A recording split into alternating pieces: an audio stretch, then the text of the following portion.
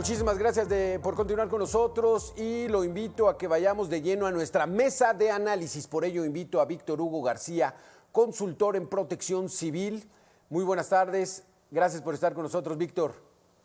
Gracias, Alberto. Muy buenas tardes. Saludos al auditorio. Y también Luis Quintanar Robles, investigador del Departamento de Sismología del Instituto de Geofísica de la Universidad Nacional Autónoma de México. Gracias por estar con nosotros, Víctor. Gracias, muy amable, a sus órdenes. Pues empezamos, Víctor Hugo, lo de siempre, protección civil, sobre todo en sismos, porque ahí se ven afectados muchísimos de los estados de la República. ¿Cómo andamos? Digamos que en los últimos 30 o 40 años, la época de los sismos fuertes ha sido septiembre, octubre. Ahorita estamos como que tranquilos, ahorita es ideal el estar impulsando la cultura de protección civil. ¿Cómo nos encontramos? Claro que sí, pues la cultura la debemos de impulsar todos los días. Se tiene la idea que septiembre es uno de los meses en donde hay más sismos, sin embargo no es así. Quizás Luis nos pudiera compartir alguna estadística. Creo que lo que más tenemos en el mes de septiembre son huracanes.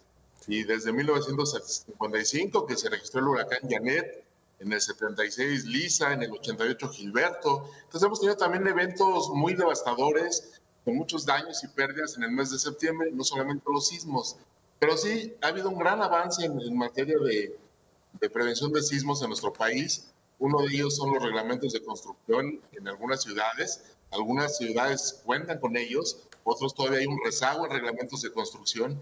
Existe un sistema de alertamiento sísmico mexicano, el SASMEX, que nos da la oportunidad de realizar acciones ya en el momento de que esté el sismo muy cerca y nos da entre 20 y 60 segundos. Entonces tenemos ahí un espacio, pero claro, son ciertas condiciones. Los sismos se deben de dar en una ubicación geográfica que es en las costas del Pacífico y que también estos sistemas de sensores los detecten para poder activar el sistema de alertamiento sísmico. No todos los sismos son en las costas, por lo que debemos estar trabajando de manera periódica los programas, los protocolos para actuar en caso de sismos. Y por supuesto ser muy preventivos y revisar nuestras instalaciones, nuestras estructuras, pues para hacer de nuestro hogar un lugar más seguro.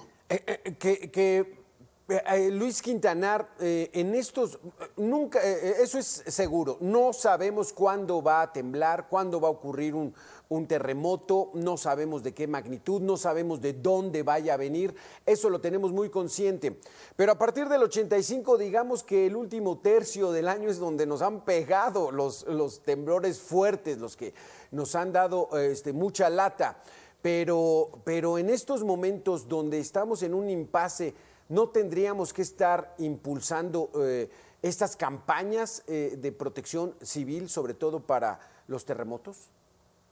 Por supuesto, ya lo dijo aquí mi colega, las campañas de protección civil deben de impulsarse no solo en el mes de septiembre, que lamentablemente es cuando ocurre. Hay que impulsarlas, hay que fomentarlas durante todo el año, dado que los sismos no tienen un periodo, una fecha, un preferencial para ocurrir. Entonces, yo estoy completamente de acuerdo en que la cultura de protección civil, así como los simulacros y todas las medidas que debemos de tomar, deben de realizarse todo el año. Yo sí veo con una cierta duda y que solamente se hagan los simulacros en septiembre. Bueno, ahora ya se están haciendo, por ejemplo, en otros meses, pero es algo que debería de hacerse continua, rutinariamente, para que la población estuviera, digamos, alerta y siempre lista para que cuando ocurra un sismo, cualquiera que sea en la época del año, sepa qué hacer. Exactamente. Víctor Hugo, ¿cómo estamos en cuestión de dinero,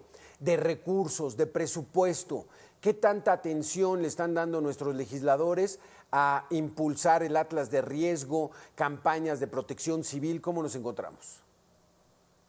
Bueno, pues ahí vemos la desaparición del Fonden como fideicomiso y es algo que preocupa, porque si bien es cierto que los fondos para la atención de emergencias pues pasan a la parte del presupuesto, del gasto y nos aseguran que están garantizados, pues lo dudamos porque en el fideicomiso pues no existe. Podemos decir que está el dinero, pero pues todavía tendríamos que esperar a que salga ese recurso para la atención del desastre. Pero en materia de prevención, pues no todos le invierten a los atlas de riesgo. Quien tiene un atlas de riesgo robusto de Ciudad de México, la Coordinación Nacional, a través del Senapred, también tiene un Atlas Nacional de Riesgos que hoy en día nos aporta mucha información valiosa para identificar la zona en que nos encontramos, si es sísmica, qué tanto impacto podríamos sufrir. Pero lamentablemente no todas las entidades del país ni todos los municipios tienen un atlas de riesgo que nos permite identificar qué tan peligrosa es la zona en la que estamos viviendo. Y es ahí en donde también tienen que apostarle para que la población tenga esta información, que estemos informados. No es una información clasificada, no es nada que únicamente debe de tener la autoridad, al contrario, es una información que debe de permear a toda la sociedad para poder tomar decisiones importantes, porque en ellas va nuestra propia vida. Luis Quintanar, en cuestión de investigación, ¿cómo nos encontramos? ¿Tienen los recursos suficientes? ¿Les hacen falta? ¿Cómo van? Bueno, como ustedes saben, la ciencia siempre necesita recursos para poder funcionar, para poder desarrollar proyectos. Entonces, por ejemplo, en la universidad se presentan regularmente proyectos, el CONACYT lanza convocatorias para adquisición de fondos para hacer investigación. Evidentemente, siempre van a hacer falta recursos, siempre hay algo más que hacer. Sin embargo, de alguna manera hemos estado funcionando en los últimos años, sobre todo a raíz de los sismos de 85, mediante propuestas de proyectos de investigación a CONACYT, a otras fundaciones, y es así como se ha logrado avanzar en el conocimiento del fenómeno sísmico. Víctor Hugo, digamos, ¿cuáles son los principales fenómenos de la naturaleza de los cuales debemos estar al pendientes en prácticamente todo el país? Pues obviamente los sismos, porque estamos en una zona sísmica, y los de tipo hidrometeorológico, de las temporadas de lluvias, de ciclones tropicales, que también es lo que nos impactan. El 84% de los desastres en México son derivados de fenómenos hidrometeorológicos, pero los sismos también nos generan grandes impactos, muchos daños, muchas pérdidas, y debemos de prepararnos. Y en ambos casos, estar alertas, muy atentos de los sistemas de alertamiento temprano que emite la autoridad, y también realizar los simulacros. Ya lo decía hace un rato el colega, realizar simulacros de diferentes escenarios y con diferentes hipótesis. Puede cambiar el sismo, no siempre va a ser en septiembre, no siempre va a ser el 19, no siempre va a ser a la misma hora. Entonces tendremos que ir variando o moviendo las variantes de esta hipótesis para cambiar el simulacro, realizar estos simulacros y estar preparados para atender la emergencia en caso que pudiera darse. Es lo que les invitamos también a realizar simulacros en casa y desde nuestro propio hogar, a través del plan familiar, pues invitar a participar a todos los miembros de la familia, adultos mayores, y también incluir a nuestras mascotas en los simulacros. Poder hacer la evacuación, y si tenemos la mascota, pues también ponerla a resguardo en un lugar seguro.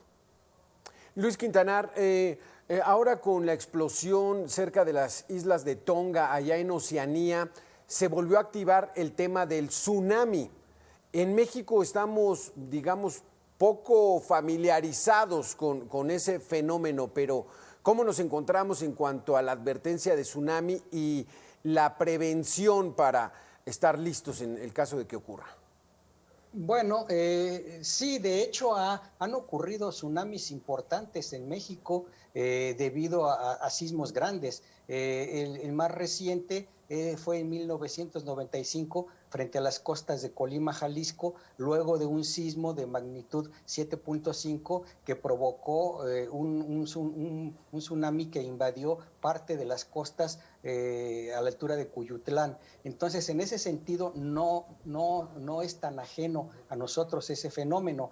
Y de hecho existe un sistema de alertamiento de tsunamis que maneja la Secretaría de Marina, que tiene instrumentos a lo largo de todas las costas, tanto del Pacífico como del Golfo y Mar Caribe.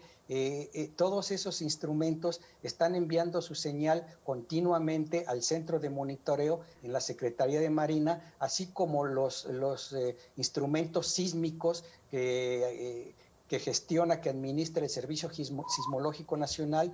Todas esas señales, en cuanto ocurre un sismo, son enviadas directamente al centro de observación del Servicio Sismológico Nacional, pero también al sistema de alertamiento de tsunamis, de tal manera que nosotros podemos saber en cuestión de unos 2 o 3 minutos si el sismo tiene las características de ser tsunamigénico, es decir, un sismo que es susceptible de haber producido un tsunami y que sirva como alertamiento a todas las poblaciones que se encuentran en las costas de México. Sí. Entonces, en ese sentido, sí tenemos un sistema de alertamiento de tsunamis que en este caso es manejado, es operado por la Secretaría de Marina Armada de México. Entonces son 2 o hasta 3 minutos, Luis, los que se logra saber si viene un tsunami, y entonces es tiempo suficiente para irse a una zona alta y ver pasar esa ola devastadora.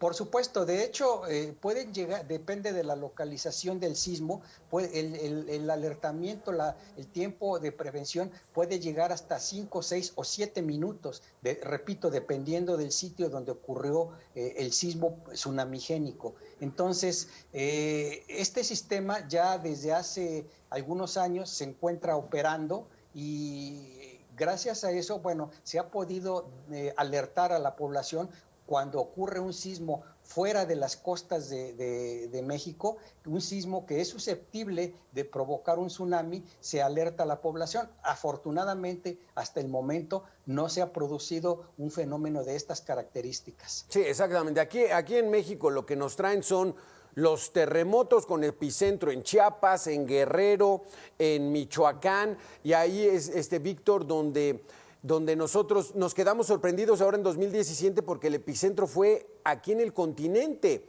en Morelos. Por eso no hubo aviso rápido de las alertas. ¿Cómo vamos en esas advertencias de sismos que son muy cercanos a las poblaciones como la Ciudad de México? Bueno, ahí también tendremos que ir instalando sistemas más cercanos a las ciudades, sistemas dentro del continente, bien lo decías. Y la historia nos dice que estos fenómenos se han dado. Hay un sismo registrado allá a principios de 1900, el sismo de Acambay, que también se impactó a la Ciudad de México y fue pues dentro del territorio, fue en el territorio mexiquense. Pues es que el sistema de alertamiento sísmico tendrá que ir ampliando la cantidad de sistemas de monitoreo, tendrá que ir ampliando mucho la capacidad para detectar estos sismos, para que al momento de que se dé, pues nos puedan alertar y tener el tiempo suficiente. Pero pues también nosotros debemos de prepararnos para ello, llevando a cabo, como comentábamos ya, los simulacros, identificando la zona en que nos encontramos, las condiciones de nuestra vivienda. Es cierto, el desastre es una construcción social que lleva en ocasiones algún tiempo para llegar a él, pero pues también las personas podemos contribuir junto con los gobiernos a la reducción de estos mismos riesgos y de los efectos que pudiera tener el desastre. Perfecto, pues muchísimas gracias. Estamos avanzando, si bien están de acuerdo conmigo, hemos avanzado en esta cultura de protección civil, sobre todo desde 1985, que ya vamos para 37 años, pero todavía falta mucho por hacer. Así que, Víctor Hugo, muchísimas gracias. Luis Quintanar, muchísimas gracias por haber estado con nosotros. Y siempre hay que estar prevenidos antes que lamentar, porque la información salva vidas. Muchísimas gracias a los dos. Gracias a todos, a sus órdenes.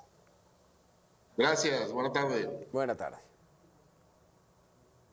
Vámonos a